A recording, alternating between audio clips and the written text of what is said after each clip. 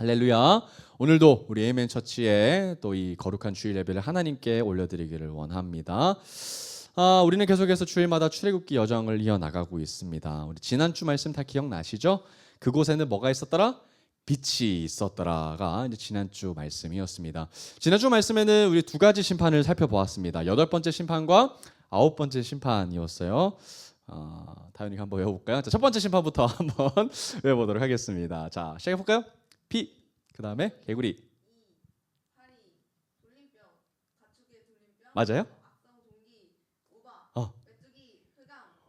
맞아요. 와, 박수. 와, 여러분 이게 외우는 게 쉽지 않습니다. 다음 주는 제가 다미한테 물어보도록 하겠습니다. 자, 이렇게 우리가 벌써 9가지 재앙. 여러분 진짜 이 재앙을 외운다는 건 쉽지 않은 일이거든요. 스토리로 우리가 가기 때문에 이야기가 이제 그림으로 그려지기 때문에 잘 쉽게 외우는 것 같습니다. 이제 그리고 오늘은 몇 번째 재앙입니까? 마지막 재앙. 벌써 이제 마지막 재앙 10번째 재앙을 오늘 이제 살펴보게 될 겁니다. 지난주 이제 재앙이었던 이제 메뚜기 심판과 암흑의 심판을 조금 한번 정리해 보도록 하겠습니다. 여러분 메뚜기 심판에 좀 특별한 점이 있었는데요. 이제 몇 가지 특별한 점이 좀 있었습니다. 먼저 하나님께서는 이 심판을 주시기 전에 이 심판의 목적에 대해서 좀 알려주셨어요. 하나님께서 애굽을 향해서 심판을 주셨던 이유가 뭐였습니까? 이방 사람들로 하여금 하나님이 여호와이신 줄을 알게 하는 것이 하나님의 첫 번째 목표이셨죠. 그런데 메뚜기 심판에서는 조금 다른 부분이 첨가가 되었는데 그게 뭐냐면 이 이야기를 누구에게 가르치라고 하셨죠? 자손들에게, 그죠? 하나님께서는 다른 세대가 되지 않도록 다음 세대에게 그 신앙을 전수할 것을 특별히 당부하셨던 장면이 지난주에서 우리가 말씀을 통해서 살펴보았습니다. 그러니까 자녀들도 부모가 누렸던 그 은혜들을 기억하면서 내가 경험했던 그 하나님을 우리 자녀들에게도 동일하게 느낄 수 있도록, 아니 더 크게 느낄 수 있도록 부모가 축복하고 또 가르쳐야 하고 또 기억해야 한다는 것을 우리가 나누었습니다. 그리고 나서 이제 메뚜기 심판이 날라오는 거죠, 그죠? 근데 메뚜기 심판이 얼마나 충격적이었는지, 이 바로가 숨 쉴 수 있는 구멍이 바로 밀과 쌀볼이었죠. 근데 그 밀과 쌀볼이 우박에서 재앙을 면한 그 밀과 쌀볼이를 이제 메뚜기가 날아와서 모조리 먹어치워 버렸다는 겁니다. 얼마나 많이 날아왔던지 땅이 보이지 않을 정도로 날아왔었죠. 그래서 이제 모세의 경고를 들었던 이 바로의 신하들이 이제 참다 못해 직언을 합니다. 기억나십니까? 목숨을 걸고 바로에게 나가서 정신 차리라고 얘기하는 장면이 있어요. 그만큼 상황이 뭐였다는 거예요? 심각했다는 거예요. 그러니까 바로가 나를 죽이든지 아니면 진짜 나라가 망하든지 둘 중 하나였기 때문에 바로의 신하들이 목숨을 걸고 바로에게 직언을 했다는 장면도 우리가 살펴봤습니다. 그래서 바로가 하는 수 없이 다시 모세를 불려서 했던 질문이 뭐예요? 명단을 달라는 거였죠. 그래서 도대체 누가 가는데, 그랬더니 모세가 딱 한마디 하죠. 뭐라고 그랬습니까? 남녀노소 모든 가축 갈 거야. 다 갈 거야 라고 얘기했더니 바로가 또 화가 나서 교묘한 술수를 씁니다. 그게 뭐였습니까? 남자 장정들만 보내주겠다고 얘기한 거죠. 그 왜 그렇게 얘기한 거예요? 처자식을 두고 가면 남자 장정들이 나가도 결국에는 처자식 때문에 돌아올 거라고 생각을 했다는 겁니다. 그런 술수를 딱 써는 순간 하나님께서는 모세에게 바로 메뚜기 보내라고 얘기하시죠. 그래서 메뚜기가 밀과 쌀보리를 다 먹어치우고 온 땅을 덮어서 땅이 어두울 만큼, 해를 가릴 만큼 메뚜기가 창궐했다는 장면이 나왔습니다. 얼마나 무섭고 또 정말 식량이 곤비해서 죽을 위기에 그들이 놓였다는 두려움이 얼마나 사로잡았겠습니까? 그리고 나서 이제 모세가 또 이제 메뚜기를 물러가게끔 하고요. 그리고 나서 곧바로 다음 심판, 경고 없이 암흑이라는 재앙이 이제 오게 됩니다. 여러분 이 암흑이, 이 흑암이 어떤 흑암이라고 나왔어요? 더듬을 만한 암흑이다, 흑암이다라고 얘기하고 있죠. 근데 제가 이 흑암이 어디서 나온 흑암이라 그랬습니까? 저 앞에 제네시스, 그렇죠? 창세기에서 나왔던 창세 전에, 빛이 존재하기 전에 공허의 상태, 혼돈의 상태, 정말 죽음 그 자체의 상태를 얘기했다라고 제가 얘기했습니다. 애굽의 가장 권위 있는 신, 태양신 라 또는 레, 그것이 죽음으로 말미암아 이제 바로는 무능력해졌고요. 그리고 아버지와 같은 존재였기 때문에 이제 바로는 순식간에 고아와 같은 버려진 존재가 되어졌다는 거예요. 여러분 부모가 없어졌다는 것은 어떤 의미냐면 이제 의지할 존재가 없어졌다는 거죠. 나를 보호해주고 또 나를 지지해줄, 나를 버텨줄 존재가 사라졌다라는 거예요. 그래서 이것은 바로의 권위를 아주 치명적으로 떨어뜨리게 만드는 놀라운 일이었습니다. 그럼에도 불구하고 고센 땅은 하나님 앞에 거룩하게 구별되어졌는데 그 확실한 대비라는 단어로 어떻게 설명되어졌던가요? 이스라엘 그곳에는 뭐가 있었더라? 빛이 있었더라. 이것이 가장 핵심이었다는 거예요. 이 빛은 누구시죠? 예수 그리스도. 세상의 빛, 참빛 그 예수 그리스도께서 그분의 자녀로 우리가 하나님 앞에 구별되게끔 하셨던 겁니다. 그 예수 그리스도가 우리에게 있는 것이죠. 그리고 예수 그리스도로 말미암아 우리는 고센 땅이 누렸던 것처럼 우리는 구별된 하나님의 자녀로 살아갈 수 있게 된다는 겁니다. 그래서 우리가 진정 감사할 수 있는 이유는 누구 때문이라고요? 예수 그리스도 때문이라고요. 밀과 쌀부리가 많아서 감사할 것이 아니라 오직 우리에게 감사의 근원이 되신 예수 그리스도로 말미암아 감사해야 한다라는 것이 지난주 추수감사 주일날 우리가 보냈던 감사에 대한 이야기 그리고 복음에 대한 이야기였습니다. 그리고 나서 이제 오늘 출애굽기 11장이 이제 들어가게 되는데요. 너무 감사한 것은 출애굽기 11장은 좀 짧아요, 그죠? 10장 길게 달려오다가 담이 너무 묻는데 11장이 이제 확 짧아졌다는 것을 우리가 볼 수 있습니다. 출애굽기 11장 1절부터 오늘 우리에게 주신 하나님의 말씀을 귀하게 받음으로 말미암아 우리 누리면 좋겠습니다. 우리 함께 출애굽기 11장 1절 같이 읽어보겠습니다. 시작.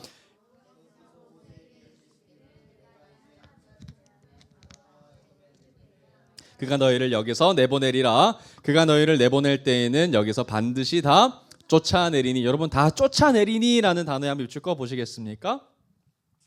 여러분 하나님께서 모세에게 또 말씀하셔요. 자, 내가 이제 한 가지 재앙을 이제 보낼 거야. 그리고 그때 이 내보낼 거라는 이제 단어를 쓰시면서 그냥 내보내지 않는다고 얘기하셔요. 뭐라고 나옵니까? 우리가 밑줄 그은 부분 내쫓는다라고 얘기하고 있어요.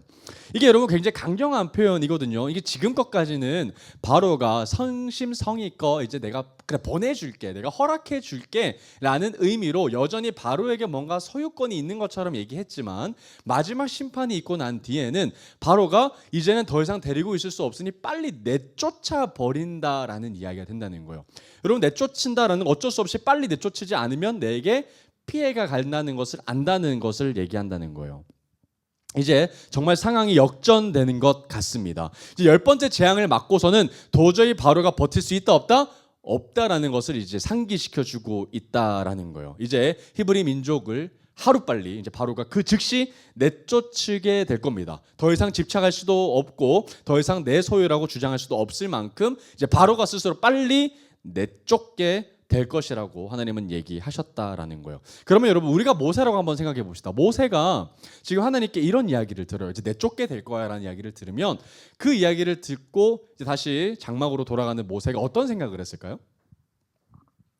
하나님께서 우리에게 한 가지 재앙을 내리실 텐데 이제 이 재앙은 이제 말미암아 내보내게 될 것이 아니라 쫓아내게 된다고? 야, 그러면 이전의 재앙과는 비교할 수 없을 정도로 진짜 큰 거 오는구나를 직감했을 겁니다. 아, 지금 완벽하게 하나님께서 이제 끝내시려고 하는구나. 이제 바로가 완전히 무너지겠구나라는 것을 모세도 직감했을 겁니다. 아, 그럼 어떤 일이 벌어질까? 그럼 여러분 모세는 돌아가서 어떤 행동을 했을까요? 준비했을 겁니다. 뭘 준비했을까요? 떠날 준비를 했을 거예요. 아, 이제 끝났구나. 이제 진짜 400년 만에 무려 400년 만에 아브라함에게 약속하셨던 그 언약의 말씀이 지금 곧 눈앞에 성취되기 직전이구나. 이제 정말로 지긋지긋하더니 노예 생활의 끝을 내고 하나님께서 우리에게 보여주시는 그 가나안 땅을 우리가 진짜 나가겠구나. 나를 부르셨을 때 하셨던 그 말씀이 진짜 이루어지겠구나라고 생각하면서 이제 떠날 채비를 이제 모세는 했을 겁니다. 자, 11장 2절 한번 볼까요? 자, 이제 근데 좀 이상한 말씀이 나와요. 자, 11장 2절 한번 보겠습니다. 시작. 백성에게 말하여 사람들에게 각기 이웃들에게 은금 패물을 구하게 하라 하시더니. 자, 은금 패물 동그라미 한번 쳐볼까요? 자, 오늘 말씀 가운데 한 중요한 축을 담당하고 있습니다. 은금 패물입니다. 은금 패물을 지금 우리에게 구하라라고 얘기하고 계시는데 누구에게 청구하라는 거예요? 이웃들에게 청구하라고 하는 거예요. 이웃들은 누굴까요? 애굽 사람들입니다. 그러니까 서로에게 은금이 하나도 없죠. 다 노예들이니까 뭐가 있겠습니까? 그런데 애굽 사람들에게 지금 가서 은금을 달라고 얘기하라는 거예요. 패물도 달라고 얘기하라는 겁니다. 여러분 굉장히 이상한 말씀을 지금 하나님께서 하고 계시는 장면입니다. 근데 여러분 지금 아까 제가 모세가 어떤 준비를 한다 그랬죠? 떠날 준비한다 그랬죠? 이제 채비를 준비합니다. 그러면 그 채비의 첫 번째 단계 짐을 싸는데 어떤 짐을 싸라는 거예요? 애굽 사람들에게 가서 은금을 가져와서 떠날 준비를 하라는 거예요. 그러니까 여러분 지금 노예가 뭘 가져가겠습니까? 어떤 짐을 가져가겠어요? 뭐 정말 누더기 같은 옷들 그럼 몇 가지 챙겨다 가지 않겠어요? 근데 그런 짐을 가져가라는 게 아니고 애굽 사람들에게 가서 은금 매물을 가져다가 그거 가져가라는 거예요. 여러분 이거 믿기 어려울까요? 쉬울까요? 어렵습니다. 왜죠? 여러분 상식적으로 생각해 보십시오. 지금 히브리 민족은 여전히 어떤 상태예요? 종입니다. 여전히 애굽의 노예란 말이에요. 그런데 노예가 어느 날 갑자기 와서 애굽 사람들에게 은근뱀을 주시오라고 얘기한다면 얼마나 황당합니까? 여러분 우리가 노예라면 그래도 할 수 있을 것 같지는 모르지만 우리가 주인이라고 생각해 보십시오. 우리가 노예를 데리고 있는데 노예가 어느 날 갑자기 와서 은금을 달라고 마치 맡겨놓은 것처럼 나에게 달라고 얘기한다면 여러분 주인의 입장은 굉장히 당황스럽죠. 그럼 딱 한마디 할 겁니다. 뭐 맡겨놨어? 뭐 맡겨놨어? 라고 얘기할 거예요. 그런데 놀랍게 하나님은 이 행위를 통해서 마치 맡겨놓은 재물을 다시 가져가는 듯한 행위를 보여주시게 하는 거예요. 그러니까 어떤 말이냐면 여러분 400년 동안 노예가 품삯을 받은 적이 있어요? 없어요? 단 한 번도 없어요. 진짜 노예가 됐었단 말이에요. 그런데 노예가 애굽 사람들로 하여금 은근배물을 싹 다 가져간다면 사실은 이때까지 부강해서 쌓아놨던 애굽의 재물들이 사실 누구의 소유로 바뀌는 거예요? 출애굽하는 히브리 민족의 소유로 바뀌는 거죠. 그러면 이때까지 일한 품삯의 정당한 대가를 지금 뭐 하는 거예요? 청구하는 거예요. 그러면 그건 노예예요? 근로자예요? 근로자가 돼버리는 거예요. 와우. 그럼 여러분 노예로서 은근폐물을 가져간다? 그러면 하나님이 이들의 신분을 다시 회복하게 하실 거라는 그 미래의 그림을 지금 약속해 주신다는 거예요. 여러분 상식적으로는 불가능한 일입니다. 정말 불가능한 일이에요. 그러나 하나님께서 하시면, 하나님께서 말씀하시면 그러한 기적과 같은 일들이 신분을 회복하게 하는 일들을 지금 우리에게 허락해 주신다라는 거예요. 정말 얼마나 황당하겠습니까? 정당하게 값을 내놓으라고 하는 그 노예의 모습이 말이죠. 그런데 여러분 더 믿기지 않는 모습은요, 주인이 여러분 쉽게 줄까요? 저는 안 줄 것 같은데요. 노예가 오늘 갑자기 저한테 와가지고 제가 정말 소중하게 생각하는, 저에게도 너무 비싸고 소중한 그 존재를 마치 내놔라고 무례하게 얘기한다면 저는 매질할 것 같은데요. 안 그렇습니까 여러분? 근데 여러분 순순히 내어줍니다. 이게 어떻게 된 걸까요? 그럼 생각을 해볼 수 있을 것 같아요. 그럼 히브리 민족이 이제 뭔가 분위기가 반전되니까 애굽 사람들을 하여금 칼을 들고 위협을 했을까요? 안 내오면 죽인다. 그렇게 위협을 하면서 탈취했을까요? 강탈했을까요? 아니면 애굽 사람들이 그냥 거지 같아 보이니까 불쌍해서 은근배물을 줬을까요? 두 가지 경우 다 아닙니다. 오늘 말씀을 여러분 다음 절을 보면요, 아브라함에게 하나님께서 약속하셨던 그 말씀에 대한 이야기도 한번 저희가 언급을 할 텐데, 이 모세로 하여금 애굽 사람들이 존중받고 존대한다, 그리고 위대하게 생각한다라는 문구가 나와요. 그러면 애굽 사람들이 순순히 내어줬다라고 우리가 볼 수 있거든요. 그러면 여러분 이것은 굉장히 기적과도 같은 일이에요. 탈취한 것도 아니고요, 강탈한 것도 아니에요. 애굽 사람들이 어떤 마음으로 모세에게 은근배물을 준 걸까요? 기쁜 마음으로 존중하면서 줬어요. 여러분 이건 불가능한 일이에요. 근데 여러분 하나님께서 어떻게 하시면 이 일이 가능할까요? 애굽 사람들에게 오늘 말씀에 다음 절에 나와 있는 것처럼 은혜를 받게 하시면 이 일이 가능합니다. 누구에게요? 애굽 사람들에게 모세가, 그리고 히브리 민족이 은혜를 받게 하시면 이 모든 일들이, 이 정말 믿기지 않는 일들이 일어나게 된다라는 것을 우리가 볼 수 있습니다. 정말 불가능한 일이거든요. 근데 여러분 사실 이 이야기는, 은근폐물을 가져갈 거라는 이 이야기는 사실 이미 오래전에, 무려 400년 전에 이미 예언된 하나님의 말씀이거든요. 한번 말씀 한번 찾아보겠습니다. 창세기 15장 13절에서 14절까지 한번 보겠습니다. 창세기 15장 13절에서 14절. 여러분 이것이 즉흥적으로 이루어진 일도 아니고요, 급작스럽게 하나님이 야 그거 가져가라 이렇게 얘기하신 것도 아니라 하나님이 오래전에 아브라함에게 이미 약속하셨던 말씀이라는 거예요. 창세기 15장 13절에서 14절 우리 같이 한번 읽어보겠습니다. 시작. 여호와께서 아브라함에게 이르시되 너는 반드시 알라, 내 자손이 이방에서 계기되어 그들을 섬기겠고 그들은 400년 동안 내 자손을 괴롭히리니 그들이 섬기는 나라를 내가 징벌할지며 그 후에 내 자손이 뭘 갖고 나온다고요? 큰 재물. 여러분 무려 400년 전에 하나님이 약속해 주셨어요. 뭘 갖고 나올 거라고요? 큰 재물이 끌고 나올 거라고요. 여러분 그 당시 아브라함은 이 말씀이 어떤 말씀인지 전혀 이해가 되지 않았을 거예요. 우리 민족이 밤하늘의 별과 같이 많아질 거라는 이야기도 사실 모를 거고요. 그리고 우리의 민족이 이방에 객이된다는 말도 잘 몰랐을 거고요. 그리고 400년 만에 큰 재물을 이끌고 하나님이 인도하시는 땅으로 들어간다는 이야기도 자기는 몰랐을 거예요. 그러나 믿음으로 받았던 아브라함이었죠. 그런데 그 믿음의 말씀이 무려 400년 만에 지금 뭐하고 있는 거예요? 성취되고 있는 거예요. 하나도 빠지지 아니하고 지금 성취되고 있는 거 놀랍죠. 그러니까 모세는 기억했을 겁니다. 아브라함에게 허락하셨던 그 말씀을 붙잡고 당당하게 이웃에게 청구할 수 있는 거예요. 여러분, 모세는 따지지 않았어요. 하나님, 그런 일들이 어떻게 가능합니까? 그런 일들이 어떻게 있을 수 있습니까? 우리 맞습니다 라고 얘기하지 않았어요. 왜죠? 하나님의 말씀이 기록되어 있으니까요. 놀랍죠. 그래서 400년이라는 시간 만에 진짜 애굽 사람들에게 은근 패물을 당당하게 대가로, 정당한 대가로 요구하고 청구하고요. 그것을 받고 이제 당당하게 출애굽하게 될 겁니다. 여러분, 출애굽기는 도망가는 이야기가 아니죠. 승전가를 부르면서 하나님께 영광 올려드리면서 나오는 이야기가 바로 탈출기입니다. 출애굽기라는 거예요. 놀라운 이야기입니다. 얼마나 애굽 사람들도 기쁘게 줬겠습니까? 정말 하나님의 감동을 받지 않으면 이런 일들은 불가능한 일이라는 거예요. 그러면 여러분, 여기서 한번 우리가 퀘스천 마크를 한번 던져보면 좋을 것 같아요. 여러분, 정말 많은 은근 패물을 지금 봤거든요. 그거 어디다 쓸까요? 그리고 하나님이 그걸 왜 허락하셨을까요? 은근 패물을 왜 달라고 하셨고 왜 큰 재물을 애굽 사람들에게 받게끔 하나님이 허락하셨을까요? 놀랍게도 여러분, 두 가지가 있습니다. 이 은근 패물이 사용된 출처가 두 가지가 있어요. 그런데 이 두 가지가 너무나도 극명하게 대비가 됩니다. 한번 우리가 적어보면서 한번 볼게요. 첫 번째는요, 하나님의 성막을 쓸 때 사용됩니다. 정말 거룩한 샘플이에요.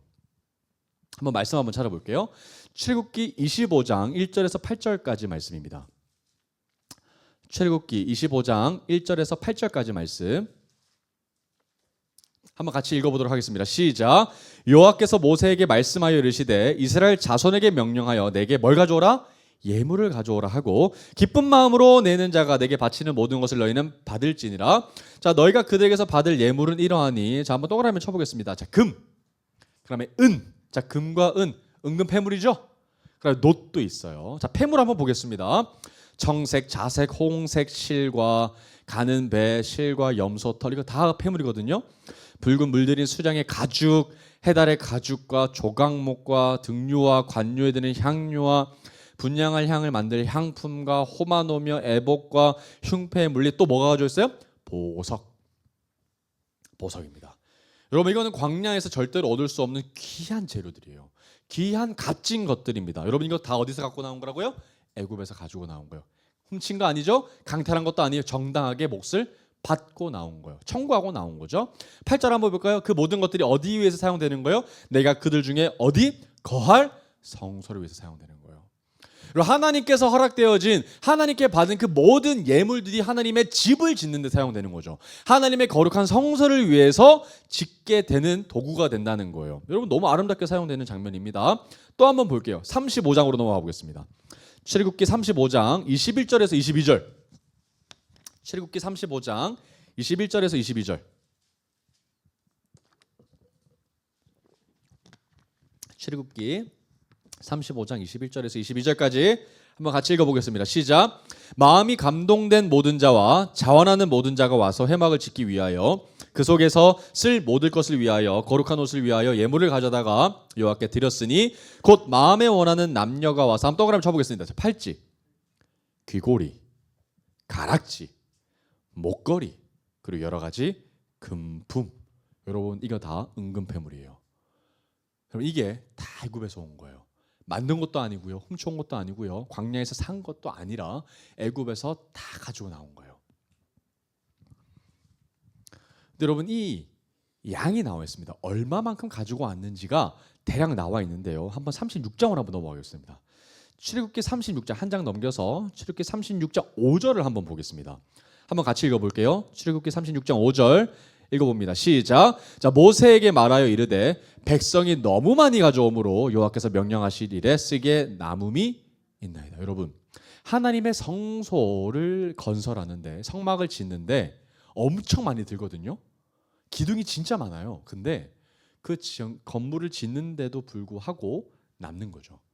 얼마나 많이 가져왔던지. 근데 여러분, 이 가져올 때 사람들이 기쁜 사람들만 가지고 와요. 억지로 한 사람도 안 가져오거든요. 내가 이것을 내 거라고 생각하는 사람들은 안 가져요. 근데 기쁜 마음으로 가지고 오는 사람들이 얼마나 많던지 남은 거죠. 그래서 모세가 야, 너무 많이 가져와. 다 남아. 이제 그만 라고 자제시킬 만큼 은근 배물이 뭐였다? 쏟아져 나왔다는 거예요. 여러분, 이거 출애굽 백성들이 가지고 올 만한 양이 아니죠. 훔칠 양이 아니죠. 엄청 가지고 온 거예요. 여러분 출애굽할 때 정말 수많은 수레 은금 폐물이 쏟아질 만큼 가지고 온 거예요. 여러분 이거는 도망가는 이야기가 절대 아니죠. 정말 승전가를 외치면서 전쟁에 승리한 승전 국가가 나오는 것처럼 출애굽했다라는 거예요. 얼마나 은혜가 있습니까? 하나님이 우리에게 주신 은금 폐물 가지고 하나님의 집을 짓고 하나님 나를 위해 건설할 수 있으니 너무 감사하죠. 근데요, 출애굽기 동시에 이 은금 폐물이 다르게 정말 대비되게 사용되는 장면이 나옵니다. 너무 슬픈 장면인데요. 한번 보겠습니다. 출애굽기 32장 2절과 4절 한번 볼게요. 출애굽기 32장 2절과 4절입니다. 출애굽기 32장 2절과 4절 같이 읽어보겠습니다. 시작. 아론이 그들에게 이르되 너희의 아내와 자녀의 귀에서 금고리를 빼어 내게로 가져오라. 모든 백성이 그 귀에서 금고리를 빼어 여기까지 슬러시. 여러분 지금 모든 백성이 지금 귀에 뭘 달고 있어요? 여러분 이거 이상한 일이에요. 여러분 모든 백성이 귀에 귀고리를 할 만큼 귀고리가 쏟아져 나온 거죠. 근데 왜 종들이 귀고리를 차고 있었을까요? 이거 누구한테 배운 거예요? 애굽 사람한테 배운 거예요. 여러분 은금 달라고 했을 때 애굽 사람들이 귀에 있는 걸 떼서 준 거죠. 근데 이 히브리 사람이 다시 광야로 나가는 순간 귀고리 보면서 이쁜 거죠. 그래서 이걸 뭐 한 거예요? 스스로 찬 거예요. 근데 여러분 이거 차는 사람이 자기에게 어떤 사람이었어요? 자기를 그렇게 괴롭혔던 주인의 모습이었죠. 근데 자기는 얼마 전까지 종이었잖아요. 근데 종이 지금 뭐 하고 있는 거예요? 주인이 차고 있었던 은금 가락지를 지금 차고 있는 거예요. 근데 여러분 이건 단순히 신분 변화를 넘어서 이게 욕심으로 바뀌기 시작합니다. 한번 보겠습니다. 계속 4절 한번 보겠습니다. 어쨌든 그 금고리를 빼서요 아론에게 가져다 주는데 이게 어떻게 사용되냐면 아론이 그들의 손에서 금고리를 받아 부어서 조각칼로 새겨 송아지 형상을 만드니 그들이 말하되 이스라엘아 이는 너희를 애굽 땅에서 인도하여 낸 너희의 신이다. 어디 사용되고 있어요? 금송아지 만드는 데 사용되고 있어요. 여러분 어중간하게 비교가 되지 않고요 하나님의 집을 짓든 우상 숭배를 하든 둘 중 하나입니다. 여러분 놀랍죠? 너무 극명하게 사용되고 있어요. 어떻게 똑같은 은금 폐물을 가지고 이렇게 사용하는 곳이 다를까요? 우상 숭배를 위해서 쏟고 있다는 마음이 얼마나 마음이 아픕니까? 하나님이 지금 집 지으시려고 성막 지으시려고 지금 은금 폐물 가지고 나오신 건데 그거 가지고 지금 송아지 지으니까 하나님이 얼마나 화가 나셨겠어요. 근데 여러분 이게 끝이 아니에요. 우상 숭배하는 데만 사용된 게 아닙니다. 한번 더 보겠습니다. 33장으로 한번 가볼게요. 출애굽기 33장 5절입니다. 나는 우상 숭배하지 않는다고요? 아닙니다. 우상 숭배하는 것처럼 보이는 또 다른 사용처가 있습니다. 한번 볼게요. 자, 출애굽기 33장 5절에 보면 이런 말씀이 나와요. 여호와께서 모세에게 이르시기를 이스라엘 자손에게 이르라 너희는 목이 곧은 백성인즉 내가 한순간이라도 너희 가운데 이르면 너희를 진멸하리니 너희는 장신구를 떼어내라 그리하면 내가 너에게 어떻게 할 것인지 정하겠노라 하셨음이라. 여러분 지금 두 가지 특성이 나와요. 목이 뭐했다? 곧았다라는 표현을 하고 있어요. 여러분 목이 곧았다라는 표현은 목이 기부사하고 있는 상태예요. 여러분 목이 기부사하면 어떻게 되죠? 인사 못합니다. 목을 조아리지를 못해요. 그럼 어떻게 됩니까? 하나님을 똑바로 이렇게 쳐다보는 거예요. 뻣뻣한 거죠? 이게 뭐 어떤 상태? 교만한 상태예요. 이스라엘 백성이 얼마 전까지 종이었지 않습니까? 그렇게 애굽 사람들에게 바닥을 기면서 그렇게 처절한 삶을 살았던 애들이 어느 순간 금가락지가 귀에 걸리니까 목에 목걸이가 차지니까 지가 어떤 생각하는 거예요? 나 주인이네? 와우, 나 주인이구나. 내 마음대로 할 수 있구나. 그러면서 우상 숭배하고 은금 폐물을 지금 온몸에 치장하기 시작하는 거예요. 그런데 하느님이 보시기에 그게 어떻게 보이는 거예요? 가증스럽게 보이는 거예요. 여러분 은금 폐물을 누구를 위해서 사용한 거예요? 자기를 위해서 사용하는 거예요. 어떻게 하기 위해서? 자기가 주인 되기 위해서. 교만하게 되는 거예요. 여러분 폐물, 은금 폐물은요 정말 가치 중립적입니다. 여러분 돈이요 죄가 아닙니다. 돈은요 너무나도 중립적이에요. 근데 어떻게 사용하느냐에 따라 하나님과 더 가까워질 수 있고 하나님과 멀어질 수 있죠. 저는 정말 하나님 앞에 축복받기를 원합니다. 여러분은 모든 성도님들이 재물로 누리기를 원합니다. 그런데 재물로서 하나님과 멀어진다면 재물이 죄가 될 수 있기 때문에 늘 조심스럽게 구합니다. 하나님 더 가까워지도록 도와주세요. 그리고 하나님 나라 가운데 더 쓰임 받도록 재물의 은혜를 허락해 주세요. 이렇게 기도하지 않겠습니까? 여러분 정말 가치 중립적인데 쓰는 사용처가 중요한 거죠. 우상 숭배를 위해서 쓰여지지 않도록 자신을 위해서 사용하지 않도록 하기 위함이라는 거예요. 여러분 고린도후서 5장에 보면 하나님께서 더 이상 우리로 하여금 스스로를 위해서 살지 않도록 하나님이 분명히 명하십니다. 이제 자기를 위하여 살지 않도록 하시고, 그리고 이제 예수 그리스도를 위하여 살아가게끔 하나님이 분명히 우리에게 당부하시는 장면이 바울을 통해서 하시거든요. 이제 우리는 우리가 받았던 이 모든 시간과 재와 우리의 모든 가치와 어쩌면 내 시간과 명예까지도 오직 누구를 위해서? 하나님을 위하여서 사용되기 시작할 때 우리는 하나님과 더 가까워질 수 있는 것이죠. 출애굽기 11장 3절로 다시 한번 돌아와 보겠습니다. 출애굽기 11장 3절. 어쨌든 하나님의 언약대로 이제 하나님은 하나님의 성소를 지으시기 위해 그들에게 어마어마한 은금뱀을 허락해 주시고 이제 출애굽기 11장 3절의 말씀을 말씀하십니다. 자, 한번 볼게요. 자, 여호와께서 그 백성으로 애굽 사람의 뭘 받게 하셨다고요? 은혜. 여러분, 은혜는 두 가지죠. 하나님께 은혜를 받는 것이 가장 대표적이지만 또 사람에게 은혜를 받게 하십니다. 이게 하나님의 은혜죠. 하나님께서 사람을 통해서 길을 열어 가시는 거예요. 그래서 우리에게 어쨌든 사람도 우리에게 복이 되고 은혜가 되기도 합니다. 그래서 우리가 늘 날마다 자녀들에게 이렇게 기도하는 면이 있어요. 자녀들이 어디를 가든지 사람에게 존중받고 대우받고 사랑받게 해주세요라는 기도를 합니다. 저도 늘 우리 다음 세대를 위해서 기도합니다. 어디 가서든 사람들에게 치이지 않게 하여 주시고 존중받고 대우받고 사랑받는 사람들이 되게 해주세요. 누구에게 은혜 받아야 돼? 그러면 하나님께도 은혜 받아야 되지만 하나님께서 보내주시고 만나게 하신 사람들에게도 은혜 받게 하여 주셔야 되는 거죠. 그런데 여러분, 사람들에게 은혜 받는 건 사람들의 사랑으로는 절대 안 돼. 불가능한 일입니다. 절대로 나를 사랑해 줄 수 있는 사람이 없습니다. 여러분, 남을 어떻게 사랑합니까? 부모도 자녀들을 힘들게 사랑하는데 어려운 일이에요. 근데 내 자녀가 아닌데 비단 남의 자녀가 그렇게 보이겠습니까? 절대요. 근데 여러분, 그렇게 하기 위해서는 하나님께서 그 사람에게 은혜 주시면 가능한 일이죠. 하나님께서 은혜 주시면 우리의 모든 자녀들은 존중받고 대우받으면서 하나님 나라를 위해서 살아가게 될 겁니다. 우리는 기도해야죠. 모든 사람에게 은혜 받기를 위한 마음으로. 아멘. 우리는 기도를 쉴 수가 없는 사람들입니다. 그런데 여러분, 정말 은혜를 받을 수 없을 만한 사람들, 바로 애굽 사람들에게 지금 사람들이 은혜 받게 한다는 거 누가? 히브리 사람들에게 말입니다. 놀라운 일이, 기적과도 같은 일이에요. 그런데 여러분, 더 놀라운 것은 히브리 사람의 지도자 모세가 어떤 존중을 받는 거예요? 바로의 신하와 백성의 눈에 어떻게 보인다? 위대하게 보인다는 거예요. 여러분, 누구만 빠졌어요? 바로만 빠졌어요. 여러분, 바로 빼고 바로의 신하들도 다 모세를 존중하고요. 바로의 백성들도 다 바로 모세를 존중합니다. 누구 빼고요? 바로 빼고요. 바로 빼고 모든 사람들이 모세를 존중합니다. 그런데 여러분, 모세가 정말 대단해서 존중받는 걸까요? 아니죠. 모세의 어마어마한 카리스마 리더십 때문에 존중받는 게 아니라 모세와 함께 하시는 누구 때문에 존중받는 거예요? 하나님 때문에. 여러분, 착각하면 안 돼요. 여러분, 모세는 대단하니까요. 모세는 어마어마한 달란트를 받았으니까. 아니요. 모세는 입이 뻣뻣한 자였어요. 둔한 자였어요. 말 못해서 하나님 앞에 그렇게 소명받을 때 도망갔던 자였거든요. 하나님, 저는 못합니다. 저 하나님 선택 잘못하신 것 같아요. 다른 사람 알아보세요 라고 했던 사람이 바로 모세였어요. 모세는 살인자였고요, 공개 수배범이었고요, 장인어른한테 빌부터 사는 사람이었어요. 자기의 손은 아무것도 없어서 장인어른의 양떼를 돌보면서 그렇게 인생 마감하는 사람이었다고요. 그런데 하나님이 사용하시니까, 하나님이 함께 하시니까 어떻게 했다고요? 하나님의 지도자가 되길 뿐만 아니라 세상으로부터 존중받고 대우받는 사람으로 하나님 함께 하셨다는 거죠. 여러분, 우리에게 능력이 얼마나 많이 있는가, 얼마나 내게 달란트가 있는가 보다 더 중요한 것은 하나님이 나와 함께 하시는가 하시지 않는가입니다.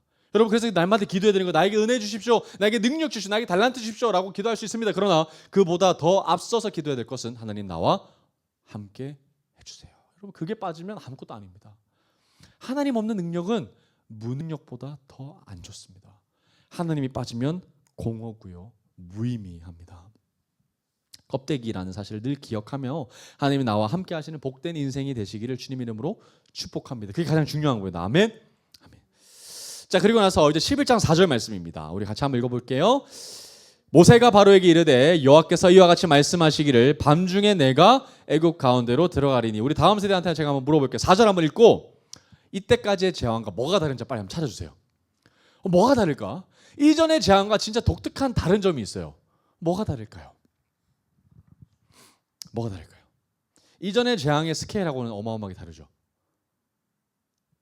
이루만 발견했어요? 뭐가 다를까요?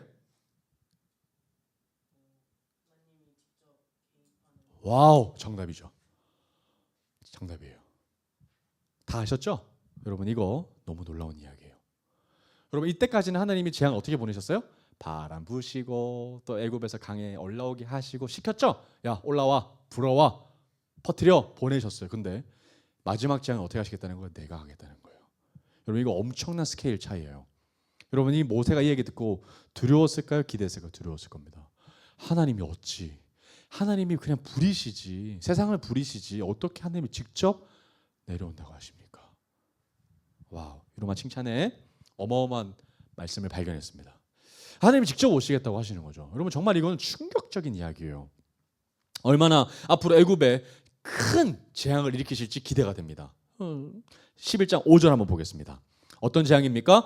애굽 땅에 있는 모든 처음 난 것은 왕이 앉아 있는 바로의 장자로부터 맷돌 뒤에 있는 몸종의 장자와 모든 가축의 처음 난 것까지 뭐 할 거다? 죽는다. 여러분 이거를 초태생이라 그러거든. 처음 난 것. 장자, 초태생인데요. 한국에는 이것을 장자라고 번역했지만 원어로 보면 초태생입니다. 그러니까 어떤 집에 아들이 없으면 이게 딸만 있는 집은 안 죽을까요? 그렇지 않습니다. 초태생, 처음 난 것은 다 죽었어요. 장자라고 표현한 건데 처음 난 것, 딸도 처음 난 것은 다 죽었습니다. 처음 초태생은 다 죽었어요. 여러분 이게 어마어마한 죽음이에요. 여러분 부부에게 첫 아이가 얼마나 귀합니까? 다른 아이 다 귀합니다. 그러나 처음 아이를 가졌을 때 그 기쁨은 말로 형용할 수 없는 기쁨이죠. 그런데 그 아이가 그냥 픽 쓰러져 죽는 거예요.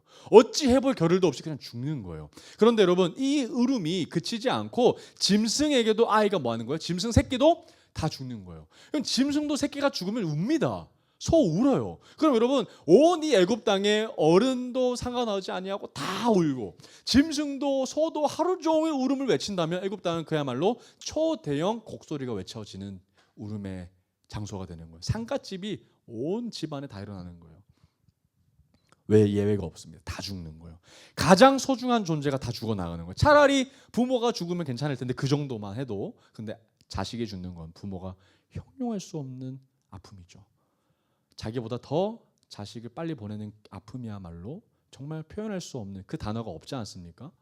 정말 아픔이죠. 그런데 그 아픔이 지금 어디에 임하는 거예요? 애굽에게 임하고 있는 거예요. 전례 없는 아픔이 애굽 땅에 임할 겁니다. 어마어마한 잔인한 어려움이 일어날 거예요.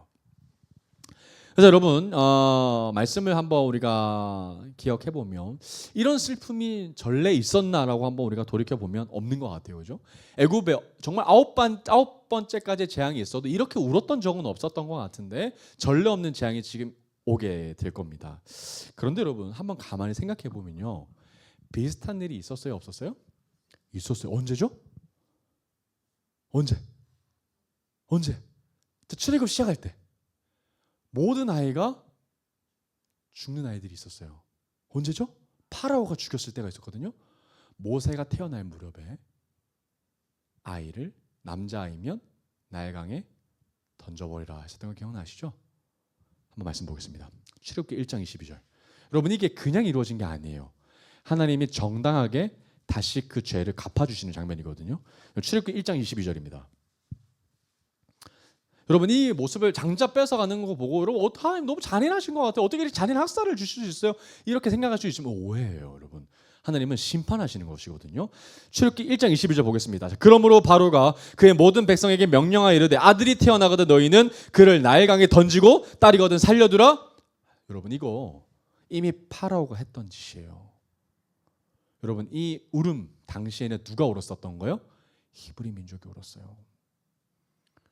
여러분 그래도 하나님은 젠틀하게 순식간에 영으로 말미암아 그들이 픽픽 썰어졌어요. 그런데 나일강에 던지는 건 두 가지죠. 익사하거나 악어에 찢겨 죽거나. 여러분 그걸 보는 부모의 마음은 어떻겠습니까? 그 와중에 살아남은 아이가 누구예요? 모세예요. 그런데 모세가 이번에 뭘 하는 거예요? 지팡이를 들어서 하나님의 임재가 임하는 거예요. 여러분 정당한 심판의 보응이 지금 임하고 있는 거죠. 와우, 400년 만이에요. 어마어마한 하나님의 임재가 다시 이곳 가운데 임하는 거예요. 엄청난 일입니다. 모세가 콜링을 받았을 전에 80세 때 이제 이곳에 왔으니까 한 80년 정도의 그 이전의 일이죠. 80년 전의 일들이 다시 이루어지니까 사실은 이집트에 기록되어 있는 장면이거든요. 그래서 여러분 그 모세 이집트 왕자를 보면 벽화에 다 기록이 되어 있어요. 이 나일강에 던지는 장면이요. 그러면 이 이집트의 새로운 파라오도 그 장면을 알까요, 모를까요? 압니다. 자기의 선대의 파라오가 그 짓을 했다는 거 알아요. 그러면 제가 죽었을 때 그 일들이 심판이 되셨던 거 알까요, 모를까요? 압니다. 히브리 민족은 더 알죠. 와우, 하나님이 정당하게 심판하시는 거예요. 잔인한 하나님이 아니죠. 이미 잔인한 짓을 파라오가 했기 때문에 하나님은 악을 선으로 다시 갚아주시는 장면이 지금 하실 거라는 거예요. 그리고 여러분, 이 하나님의 의지는요, 하나님이 갑자기 드신 것이 아니라 나 죽여야 되겠어, 너무 괘씸해, 어떻게 10번째까지 재앙해, 내 말을 안 들을 수 있어 라고 하나님이 급작스럽게 결정하신 것이 아니에요. 한번 하나님의 마음을 한번 보겠습니다. 출애굽기 4장 22절에서 23절입니다. 하나님은 애당초 바로의 장자의 목숨을 가져가실 거라는 것을 모세에게 이미 얘기하셨던 적이 있으셨어요. 출애굽기 4장 22절에서 23절입니다. 한번 같이 읽어볼게요. 너는 바로에게 이르기를 여호와의 말씀에 이스라엘은 내 아들 내 장자라. 내가 내게 이르기를 내 아들을 보내주어 나를 섬기게 하라 하여도 네가 보내기 주기를 거절하니 내가 네 아들 내 장자를 뭐 할 거다? 죽일 거야. 여러분, 하나님은 애당초 죽일 것을 계획하셨어요. 여러분, 즉흥적으로 죽인 게 아니시죠? 하나님이 애당초 모세를 보내기 전부터 죽이겠다고 마음 먹으시고 죽이셨던 겁니다. 여러분이 경고죠. 어쩌면 바로가 지금이라도 회개했으면 돌이켰을지도 모르겠습니다. 그런데 안 해요. 안 합니다. 자, 출애굽기 11장 6절 말씀 다시 돌아와서 보겠습니다. 자, 어떤 일이 일어났을 거냐? 출애굽기 11장 6절. 자, 애굽 온 땅에 전무후무한 큰 부르짖음이 있으리라. 여러분, 아직은 임하지 않았어요. 아직은 임하지 않고 다음 장에 넘어가야 이제 흑암이 이제 하나님의 재앙이 10번째 재앙으로 올 겁니다. 자, 큰 부르짖음이 있을 거라고 얘기하고 있어요. 그죠? 전무후무한 부르짖음이 있을 겁니다. 여러분, 여기서 한번 두 가지 갈래로 한번 생각해 볼게요. 자, 부르짖습니다. 근데 여기서 부르짖음의 대상이 이제 바뀌었죠. 누가 부르짖는 거예요? 히브리 민족이 아니라 애굽 사람들이 막 부르짖어요. 그런데 더 슬픈 게 뭡니까, 여러분? 여기서 부르짖어요. 자기의 자녀가 픽픽하고 쓰러지면서 어쩔 수 없으니까 막 웁니다. 통곡하며 애곡하면서 울어요. 근데 여러분, 아무리 울어도 자기의 울음을 들어줄 보호자가 있어요, 없어요? 없어요. 여러분, 그게 가장 큰 슬픔이에요. 뭐가 가려졌기 때문에? 태양이 가려졌기 때문에. 울어도 달래줄 사람이 없는 것만큼 비극적인 일 없어요. 위로해줄 어떠한 부모도 보호자도 없는 것. 근데 여러분, 반대로 생각해 보니까 고센 땅에 있는 이스라엘 백성들은 울면 어떻게 됩니까? 부르짖으면 하나님이 뭐 하세요? 들으시죠. 여러분, 출애굽기의 핵심은 하나님께서 우리의 고통을 들으신다는 거예요. 그리고 기억하신다는 거예요. 그리고 기억하셔서 우리와 함께 하신다는 거예요. 여러분, 이게 구별된 자들이 누리는 가장 큰 특권입니다. 여러분, 세상 사람은요, 울어도요 들어줄 사람이 없어요. 들어줄 이가 없어요. 여러분, 얼마나 비참합니까 이게. 근데 여러분, 믿는 사람들의 특권은요, 우리가 힘들 때, 우리가 어려움 당할 때요, 우리의 고통을 우리보다 더 아파하시는 이가 있다라는 게 기독교인으로서 누릴 수 있는 가장 큰 선물인 줄 저는 믿습니다. 여러분, 그러니까 세상 사람들을 보고 사실은 마음이 아파야 돼요. 야, 너는 힘들 때 도대체 어떻게 하냐? 어떻게 살아? 똑같이 우리 인생 다 힘든데 우리는 우리와 함께 하시는 분이 계셔. 우리에게 의지할 분이 계셔. 우리의 고통을 아시고 우리의 의지를 하시는 분이 계셔. 그래서 나보다 더 나의 마음을 아파하시는 분이 계셔. 나의 부모가 있단 말이야. 근데 너는 어떻게 살아? 여러분, 이게 전도를 할 수 있는 궁극적인 마음이에요. 세상 사람들을 보고 아파하는 그 마음이 있는 거죠. 어떻게 살까, 저 사람들은. 근데 우리는 하나님께서 우리의 고통을 들으시고 우리보다 더 고통을 아시니 얼마나 함께하는 그 은혜가 큽니까? 여러분, 정말 부모 아니고서는 자녀의 고통이 부모가 더 크다는 것은 아이를 낳아봐야 하는 거죠. 내가 더 아프면 좋겠다라는 마음이 부모의 마음 아닙니까? 정말 그 놀라운 사랑을 우리가 받고 있다라는 거, 우리의 보호자가 늘 있다는 거, 영원하다는 사실이 여러분 우리에게 소망이 된다는 것이에요. 자, 그러면 11장 7절 한번 보겠습니다. 그 구별됨의 은혜가 여기 나와요. 출애굽기 11장 7절. 자, 그러나 이스라엘 자손에게는 사람에게나 짐승에게나 개 한 마리도 그 혀를 움직이지 아니하리니 여호와께서 애굽 사람과 이스라엘 사이를 구별하는 줄을 너희가 알리라. 여러분, 이게 핵심이죠. 애굽 심판의 핵심입니다. 뭐 할 거다? 구별할 거다. 구별할 거다. 고센 땅을 구별할 거다는 얘기인데 재밌는 표현이 나와요. 자, 이스라엘 자손에게는 고센 땅에 살고 있는 사람들, 사람에게나 짐승에게나 어떠한 살아있는 생명체에게도 개 한 마리도 혀를 움직이지 않는다는 거예요. 여러분, 이게 어떤 말이냐면 이 번역이 재밌게 됐는데 개 한 마리가 짖지도 못한다는 거예요. 이 혀를 놀린다는 말이 이렇게 바이크, 짖는다는 거, 물다 뭐 이런 표현이거든요. 그래서 개 한 마리도 와서 깔짝대지 못한다는 얘기예요. 누구한테? 사람에게나 짐승에게나. 여러분, 이 10번째 재앙에서 애굽 사람들에게는 죽음의 영이 올 거예요. 근데 반대로 고센 땅에는 개 한 마리도 위협을 주지 못한다는 얘기인 거죠. 어마어마한 구별인 거예요. 하나님이 구별하시면 한쪽에는 생명의 길이, 한쪽에는 사망의 길이 지금 펼쳐지고 있는 것을 보게 됩니다. 하나님께서 원하시는 것은 우리에게 구별이죠. 자, 11장 8절입니다. 자, 왕의 이 모든 신하가 내게 내려와 내게 절하며 이르기를 너와 너를 따르는 온 백성은 나가라 한 후에요 내가 나가리라 하고 심히 노하여 바로에게서 나오니라. 상황이 급격하게 이제 전개가 되고 앞으로 있을 일들에 대해서 예언하는 장면처럼 나오는데요. 지금 보면 이제 모세가 강경하게 얘기하는 장면이 나와요. 자, 이제부터 자, 왕의 모든 신하가 내게 나와서 엎드려 절해야 할 거야. 지금 모세가 당당하게 요구하고 있는 겁니다. 와우, 이런 일 불가능할 것 같죠? 그러면서 얘기하는 거예요. 자, 너와 너를 따른 온 백성은 이제 나가라라고 요청을 정중하게 해야만 내가 나갈 거야라고 얘기하는 거예요. 나 스스로 안 나가. 너의 신하가 다 나한테 와서 무릎 꿇고 사정사정 빌어야 내가 오케이 그때서야 내가 나가줄게 하고 나가겠다는 거예요. 여러분 이거 완전히 상황 역정된 거죠, 그죠? 바로가 완전히 꼼짝 못하게 지금 하나님이 이끌어 나가시겠다라고 하는 거예요. 그러면서 심히 노하는 주체가 누구예요? 모세예요, 여러분. 바로가 노하는 게 아니고 모세가 역정을 내면서 그렇게 얘기하겠다. 내가 꿈쩍도 하지 않겠어. 바로의 신하들 다 내게 엎드리게 해라고 얘기하면서 노하면서 나갈 거라는 거죠. 이제 바로의 권위는 아주 바닥에 추락해 버렸습니다. 자, 11장 9절. 자, 여호와께서 모세에게 이르시기를 바로가 너의 말을 듣지 아니하리라. 그러므로 내가 애굽 땅에서 나의 기적을 더하리라 하셨고 모세와 아론이 모든 기적을 바로 앞에서 행하였으나 여호와께서 바로의 마음을 완악하게 하셨으므로 그가 이스라엘 자손을 그 나라에서 보내지 아니하였더라. 여러분 이러한 경고에도 불구하고 바로의 마음은 여전히 뭐한 거죠? 완악한 겁니다. 여러분 완악이 얼마나 대단한 건지 무려 10번째 재앙을 받음에도 불구하고 10번의 기회가 있음에도 불구하고 태도를 바꾼다 변하지 않는다라는 것을 우리가 주의 깊게 보게 됩니다. 끝까지 보내지 않을 거예요. 그러면서 이제 곧바로 12장에서 어떤 일이 일어날까요? 장자의 죽음의 형벌이 심판이 이제 애굽 땅에 실제로 임하게 될 겁니다. 그러면 바로는 그때서야 두 손 두 발 다 들고 완전 항복을 외치면서 이스라엘 백성들을 내보내게 아니 쫓아내게 될 겁니다. 그러면 여러분 한번 우리 캐쳐 마크를 한번 던져볼게요. 12장 우리 다음 장에서는요 갑자기 이야기가 딱 스톱합니다. 장자의 죽음이 바로 와야 될 것 같은데 딱 스톱해요. 그리고 나서 이제 구별됨의 은혜가 이제 주어지는데요. 이때까지는 하나님이 일방적으로 구별하셨죠. 고센 땅에 뭐 어떤 행위를 해야 고센 땅을 구별해 주시 않으셨고 그냥 하나님의 역사로 주권하심으로 그냥 보호하셨죠. 일방적으로. 근데 이번에 6월절을 이제 11장에 방법을 쫙 펼치시면서 이스라엘 백성들도 선택해야 되는 거예요.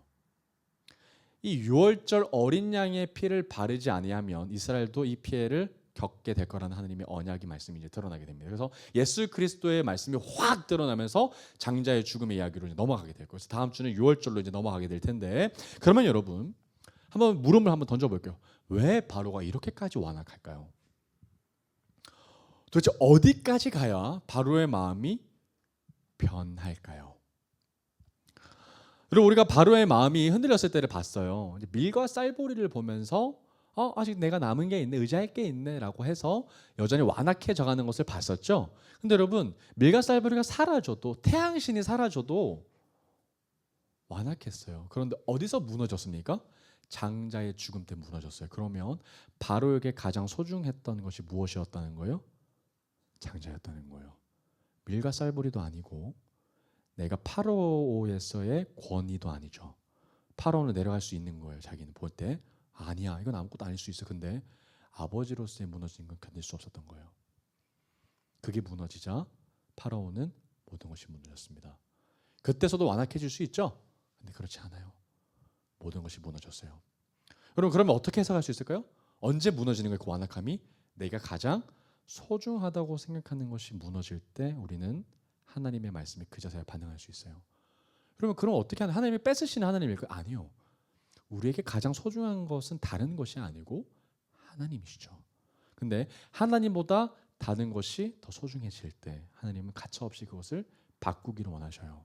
왜요? 하나님은 질투하신 하나님이시기 때문입니다. 돌이켜봐야죠. 내가 하나님보다 더 소중하게 생각하는 게 뭘지? 내가 완악해지게 하는 하나님보다 더 우선순위가 앞당겨지는 게 뭐지? 내 시간, 또 내 계획, 어쩌면 내 자녀들까지도 하나님보다 앞서게 되면 다 우상숭배죠. 자기를 위한 삶이죠. 어떠한 것보다 하나님보다 앞서면 안 된다라는 거예요. 하나님 앞에 절대로 앞서지 아니하도록 우리가 선택을 해야 한다라는 겁니다. 여러분 이제 오늘 말씀을 통해서 이제 바로가 꿈쩍도 하지 않았던 모습에 반해서 이제 마지막 심판을 받고 변하게 될 것을 이제 바라보게 될 겁니다. 그래서 가장 소중한 것이 빼앗길 때 그때서야 하나님 말씀에 반응하는 것을 이제 보게 될 거예요. 그러면 여러분 이것이 바로의 완악함이라면요. 우리의 완악함은 어떨까요? 우리도 마찬가지죠. 여러분 10가지 재앙을 거절하는 바로의 모습을 보면서 바로 어떻게 이럴 수가 있나라고 할 게 아니고 사실은 이 완악함은 나의 것이죠. 나도 이렇게 완악하죠. 하나님이 그렇게 말씀하셨는데도 불구하고 나에게 또 은혜를 주셨음에도 불구하고 나는 하나님의 말씀에 온전히 반응하지 못하죠. 어쩌면 하나님이 보시기에 우리는 바로보다 더 완악할지도 모르는 우리의 연약한 모습이 바로 우리의 모습이라는 거예요. 그런데 여러분 하나님께서는요 바로와는 정반대의 길을 선택하십니다. 그럼 바로는요 자신의 이득을 위해서 자신의 아들이 끝까지 버티다가 손에 있는 것을 빼앗기고 맙니다. 그것이 장자였죠. 그러면서 어떤 효과를 누려요? 이스라엘 백성들이 구원을 얻게 되는 효과가 있습니다. 그런데 반대로 하나님은 억지로 우리를 살리시기 위해서 협박도 하시지 아니하고요. 위협도 하시지 않으셨고 오히려 그분이 가장 소중한 손에 있던 것을 스스로 뭐 하신 거예요? 푸셨죠. 바로는 억지로 풀었지만 예수 그리스도 하나님께서는 어떻게 하셨어요? 그냥 스스로 푸셨어요. 그리고 그 안에 있는 것이 무엇이었습니까? 예수 그리스도였죠. 이게 바로의 길과 하나님의 길이 완벽하게 다른 거예요. 바로는 억지로 했고요. 하나님은 스스로 자원해서 가장 소중한 것 예수 그리스도를 우리에게 내어주셨죠. 그 이야기가 12장에서 나오는 거예요. 6월절 어린 양의 피. 나는 세상의 길과 다르다. 나는 하나님이야. 여러분 한번 보겠습니다. 말씀 한번 볼게요. 골로새서 1장 15절입니다. 골로새서 1장 15절. 우리가 성탄절을 우리가 기다리면서 정말 예수 그리스도의 은혜에 보혈에 우리가 젖어가는 마지막 이 2025년 한 달이 되기를 간절히 축복합니다. 골로새서 1장 15절. 골로새서 1장 15절.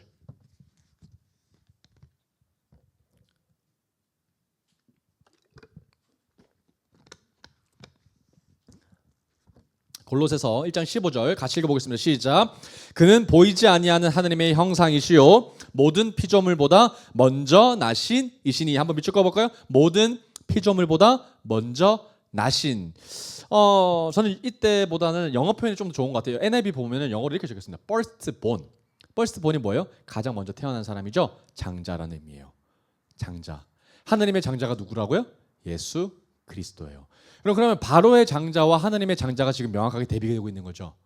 예수 그리스도의 그 장자됨을 우리가 성경에서 볼 수 있습니다. 하나님은 스스로 자신의 손에 가장 소중한 것을 우리에게 내어 주셨습니다. 그리고 똑같이 장자의 죽음으로 그 대가를 하나님께서 치르셨다는 거예요. 그러면서 바로의 장자가 죽음으로 말미암아 이스라엘에게 구원을 가져다 주었다면 하나님의 장자 예수 그리스도가 죽으심으로 말미암아 누가 구원을 누리게 된 거예요? 바로 우리들이 구원을 누리게 됐다라는 거예요. 그래서 바로의 장자가 죽을 것이라고 예고되는 출애굽기 11장은 사실은 재앙의 밤을 예고합니다. 12장이 엄청난 그 재앙의 밤을 예고하지만 사실은 성경 전체를 우리가 보면은 앞으로 1500년이 지나서 십자가의 밤으로 연결이 돼요. 그 어두웠던 장자의 죽음의 애통함이 사실은 하나님의 장자가 죽게 됨으로 말미암아 온 인류가 대신하여 살아나게 되는 그 십자가 대속의 밤으로 1500년의 시간에서 예표하게 되는 그림으로 연결이 됩니다. 그게 바로 어린 양의 보혈이죠. 놀라운 일입니다. 그래서 오늘 제목이 뭐예요? 재앙의 밤에서 십자가의 밤으로, 이 의미입니다. 예수 그리스도 우리에게 주셨죠. 재앙의 밤이 완전히 은혜의 밤으로 변하게 될 겁니다. 말씀하셨죠. 여러분 우리는 바로와 같이 너무나도 완악합니다. 여러분 바로보다 사실은 더 완악해요. 그래서 하나님의 말씀 앞에 우리는 도저히 설 수 없는 연약한 사람들이라는 거예요. 그런데 그런 연약한 사람들이 하나님께서 뭘 주시는 거예요? 피할 길을 열어주시는 거예요. 6월절 어린 양의 피를 주셨던 것처럼 우리에게 뭘 선택하게끔 하시는 거예요? 예수 그리스도의 보혈을 선택하게 하시는 거예요. 믿게 하시는 거예요. 그리고 믿는 자들에게는 뭐가 지나가는 거예요? 죽음이 지나가는 거예요. 패스 오버가 되는 게 바로 다음 장에서 펼쳐질 이야기라는 거예요. 그래서 누구든지 예수 그리스도를 믿기만 하면 그리고 예수 그리스도의 제자가 되는 사람들은 다 하나님의 구원을 누리게 되는 구별된 사람으로 살아가게 된다는 것이 바로 우리가 믿는 성경의 핵심 내용이라는 거예요. 패스 오버, 죽음을 면하게 하신다. 여러분 한번 기억해 보십시오. 좀 적으면 좋을 것 같은데요. 오늘 말씀을 정리하면서 저는 이렇게 정리하고 싶습니다. 여러분 우리의 완악함보다 우리의 완악함보다 복음이 훨씬 큽니다. 우리의 완악함보다 복음이 훨씬 큽니다. 오늘 제가 11장을 정리하면서 이렇게 정리하고 싶어요.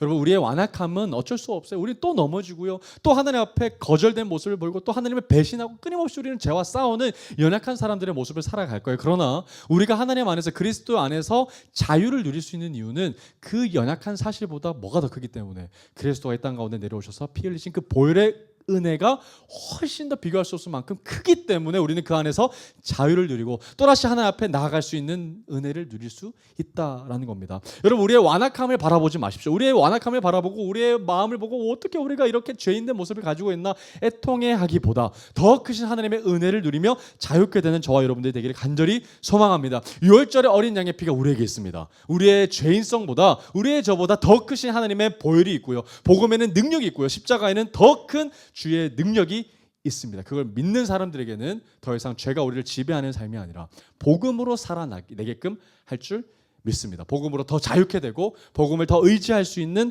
저와 여러분들 되기를 간절히 축복합니다. 그 사랑이 나를 살리게 될 줄 믿습니다. 아멘. 그리고 다음 주에 이제 드디어 6월절의 어린 양의 피로 넘어가게 될 텐데 우리 기대하면서 한 주간 또 준비하면서 나아가시는 우리 에이맨이 되시기를 주님의 이름으로 축복합니다. 아멘.